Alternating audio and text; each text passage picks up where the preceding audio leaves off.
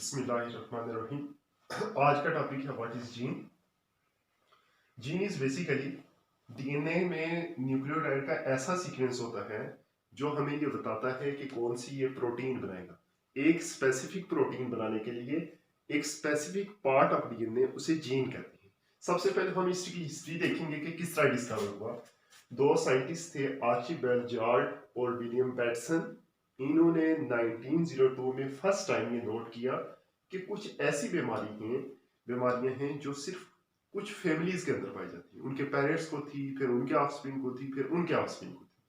तो इससे उन्होंने ये कहा कि ये जो डिसऑर्डर्स हैं ये मेंडल के सिंपल रिसेसिव एलील का प्रोडक्ट है। सिंपल रिसेसिव एलील से मुराद ये है कि ऐसे जीन के पार्ट या क्रोमोसोम के ऊपर जीन के ऐसे पार्ट की वजह से होती हैं जो रिसेसिव थे, छुपे हुए थे, बाद में वो डोमिनेंट हुए। जब वो डोमिनेंट हुए तो वो बीमारी, वो जो रिसेसिव एलील था जब उसका प्रोडक्ट बना या डोमिनेट हुआ तो उसकी वजह से वो डिजीज हो गई।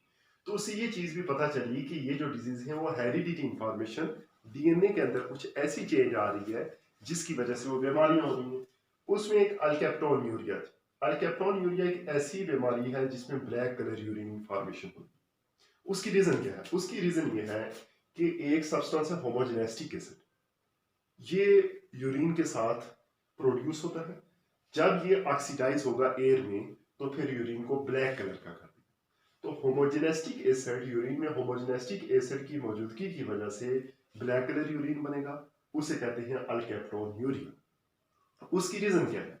उसकी रीजन ये है कि एक नॉर्मल ह्यूमन में, नॉर्मली हम देखते हैं, नॉर्मल ह्यूमन में ये होता है कि होमोजेनेस्टिक एसिड ब्रेक होता है with the help of enzyme. अब ये जब एंजाइम की मदद से ब्रेक होगा तो सिंपल सब्सटेंस में कन्वर्ट होगा, सिंपल सब्सटेंस में कन्वर्ट होगा।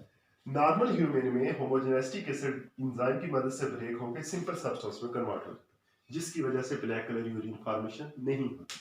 अब ये जो एंजाइम था, ये एंजाइम ना होने की वजह से, इस एंजाइम में म्यूटेशन की वजह से होमोजेनेस्टिक एसिड ब्रेक नहीं हुआ। जब ब्रेक नहीं हुआ तो ये यूरिन के साथ एक्सक्रीट हो गया, उसकी वजह से अल्केप्टोन्यूरिया हो गया।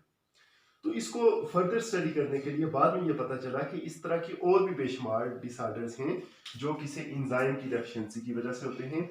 बाद में ये पता चला कि ये जो एंजाइम है ये एक जीन बनाता है। जीन में कोई प्रॉब्लम होगा, डीएनए के पार्ट में कोई प्रॉब्लम होगा, उसकी वजह से एंजाइम नहीं बनेगा। जब एंजाइम नहीं बनेगा तो होमोजेनेस्टिक एसिड ब्रेक नहीं होगा। जब होमोजेनेस्टिक एसिड ब्रेक नहीं होगा तो वो ब्लैक कलर यूरिन फॉर्मेशन करेगा। तो इसको फर्दर, जॉर्ज की फाइंडिंग को फर्दर कंफर्म करने के लिए दो और साइंटिस्ट थे। उन्होंने 1941 में एक्सपेरिमेंट किया, बैडल एंड टैटम।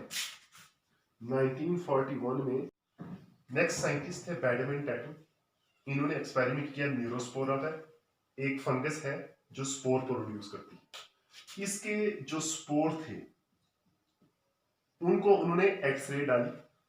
एक्सरे का मकसद ये था कि एक्सरे उसके डीएनए को डैमेज कर दे, स्पोर के डीएनए को।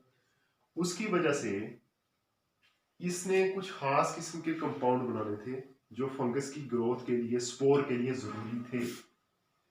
तो वो बेसिकली ये होता है कि स्पोर को जब कुछ कंपाउंड दिए जाते हैं तो वो ग्रो कर जाते हैं स्पोर। लेकिन अगर उसका डीएनए डैमेज होगा तो वो कंपाउंड नहीं बना सकेगा जिसकी जरूरत उसे होती है, जिसको वो खुद प्रिपेयर करके उसकी ग्रोथ कर दे। स्पोर जर्मिनेट नहीं हो सकता क्योंकि इसका डीएनए डैमेज हो गया है। जो उसके डीएनए का वो पार्ट डैमेज हो गया है जिसने स्पेसिफिक कंपाउंड बनाने थे उसकी ग्रोथ के लिए। तो अब उसने ये जो फंगस प्रोड्यूस की, उसने उसको कहा कि ये उसके अंदर म्यूटेशन काज की, चेंज काज की। तो वो जो स्पोर था वो म्यूटेंट है, म्यूटेंट स्पोर है। उसमें इस प्रोसेस को म्यूटेशन कहते हैं। जो एक्सरेज डाले उसने, उसकी वजह से म्यूटेशन काज हुई। अब उसने पहले उसको डिफाइंड मीडियम में ग्रो करवाया।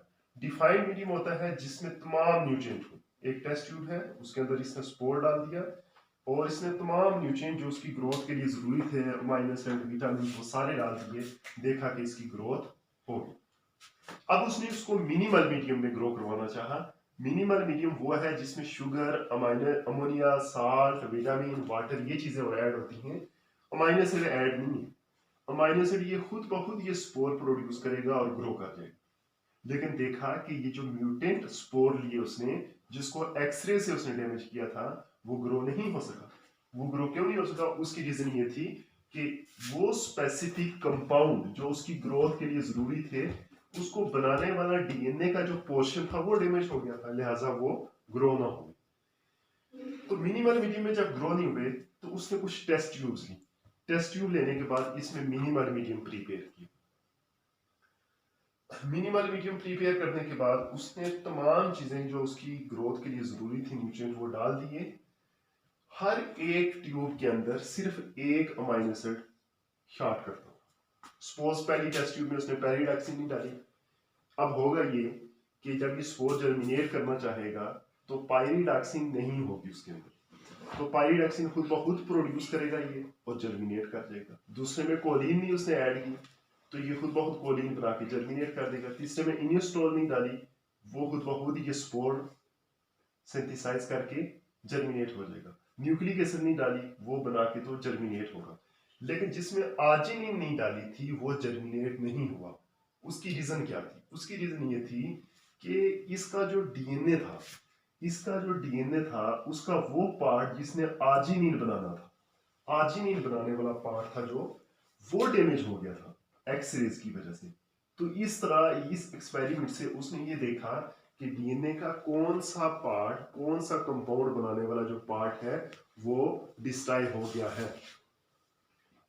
इस तरीके से उसने इस एक्सपेरिमेंट में देखा कि डीएनए का कौन सा पोर्शन डैमेज हुआ है, कौन सा कंपाउंड बनाने वाला पोर्शन डैमेज हुआ है। इससे ये पता चला आर्जिनिन बनाने वाला पोर्शन डैमेज हो गया है, लिहाजा आर्जिनिन नहीं थी तो ये इसकी ग्रोथ नहीं। क्योंकि बाकी जो कोलिन, इनिस्टोल, पायरिडॉक्सिन बनाने वाले पोर्शन थे उन्होंने अपने अपने अमाइनो एसिड बनाई और ग्रोथ हो गई। सिर्फ आर्जिनिन बनाने वाली अमाइनो एसिड का जो पोर्शन था वो डैमेज हो गया, आर्जिनिन नहीं बनी और ग्रोथ नहीं हुई।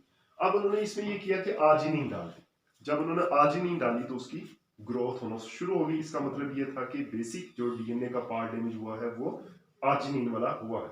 इस तरह उन्होंने ARG म्यूटेंट डिटेक्ट किया। ARG mutant mean arginine. अब ये जो एक्सपेरिमेंट हमने डिस्कस किया है, बैडल एंड टैटम एक्सपेरिमेंट, इससे ये पता चला कि बेसिक जो डिफेक्ट है वो जीन में है, डीएनए में है, जिसकी वजह से कोई स्पेसिफिक एंजाइम नहीं बनते। तो बैडल एंड टैटम के एक्सपेरिमेंट से ये पता चलता है कि जो आर्जिनिन का बायोसिंथेटिक पाथवे था, बायोसिंथेटिक पाथवे, यानी कि आर्जिनिन कुछ स्पेसिफिक एंजाइम की वजह से बनती थी, कोई पाथवे था, उसके जरिए से रिएक्शंस होते थे एंजाइम की मौजूदगी में और आर्जिनिन बनती थी। वो पाथवे जब डैमेज हुआ, क्यों पाथवे खत्म हुआ? क्योंकि आर्जिनिन बनाने वाले जो एंजाइम थे वो एंजाइम नहीं बन सके। एंजाइम किसने बनाने थे? एंजाइम बनाने थे जीन ने। जब जीन में डिफेक्ट हुआ, एंजाइम नहीं बने, जब एंजाइम नहीं बने तो आर्जिनिन नहीं बना। तो इस तरीके से उन्होंने ये चीज मालूम की कि हर ऑर्गेनिज्म के क्रोमोसोम के ऊपर एक क्रोमोसोम है, इस क्रोमोसोम के ऊपर कुछ स्पेसिफिक साइट होती है, वो जो स्पेसिफिक साइट होती हैं वो कोई स्पेसिफिक इंजाइम बनाते हैं। वो जो इंजाइम बनेगा वो कोई स्पेसिफिक सब्सटेंस बनाएगा। तो लिहाजा उसने कहा कि क्रोमोसोम के ऊपर कुछ स्पेसिफिक साइट हैं, वो जो इंजाइम बनाती हैं, अगर उनमें म्यूटेशन आ जाए या डिफेक्ट आ जाए तो उसकी वजह से वो क्रोमोसोम की साइट डिफेक्टिव हो जाती है। तो इससे बैडल एंड टैटम इन्होंने ये कंक्लूड किया कि एक जो जीन है वो जीन है रिस्पॉन्सिबल है for the formation of enzyme. तो इसको उन्होंने कहा था one gene one enzyme hypothesis, यानी कि एक जीन एक इंजाइम को बनाता है, यह है one gene one enzyme hypothesis. अब one gene one enzyme hypothesis का जो बाद में ये पता चला कि एक जो इंजाइम है प्रोटीन इन नेचर है, ये किसी एक जीन से नहीं मिलके बना होता, ये बेसिकली डिफरेंट पॉलीपेप्टाइड चेन से मिलके बना होता है। ये दूसरा पॉलीपेप्टाइड है, ये तीसरा पॉलीपेप्टाइड है, 3 डिफरेंट पॉलीपेप्टाइड। तो बाद में ये पता चला कि ये बेसिकली डिफेक्ट जो है ये एक पॉलीपेप्टाइड है। इस एक पॉलीपेप्टाइड को बनाने के लिए एक जीन आएगा, एक पॉलीपेप्टाइड बनाएगा, दूसरा जीन दूसरा पॉलीपेप्टाइड बनाएगा, तीसरा जीन तीसरा पॉलीपेप्टाइड बनाएगा। तो बाद में पता चला कि एक जीन एक एंजाइम नहीं बनाता, ये बाद में रिजेक्ट हो गया हाइपोथेसिस। बाद में ये पता चला कि एक जीन एक पॉलीपेप्टाइड बनाता है। Polypeptide mean different amino acid का एक चेन बनाता है। दूसरा जीन दूसरा पॉलीपेप्टाइड बनाएगा, तीसरा जीन तीसरा पॉलीपेप्टाइड। अगर एक जीन के अंदर डिफेक्ट आ जाए, इस जीन के अंदर डिफेक्ट आ गया, तो ये पॉलीपेप्टाइड नहीं बनेगा। ये जब पॉलीपेप्टाइड नहीं बनेगा तो एंजाइम की प्रॉपर शेप नहीं बनेगी। तो लिहाजा इससे साबित ये हुआ कि one gene one enzyme hypothesis नहीं है, बल्कि one gene one polypeptide hypothesis है। तो one gene one polypeptide hypothesis से मुराद है कि each gene produce one polypeptide, and if there is a defect in gene, the polypeptide is not formed properly. If polypeptide is not formed properly, then whole enzyme defective. So one gene one polypeptide chain mean each gene is responsible for the formation of one polypeptide chain. So next है कि whole DNA encode protein. One gene one polypeptide के बाद है whole DNA encode protein.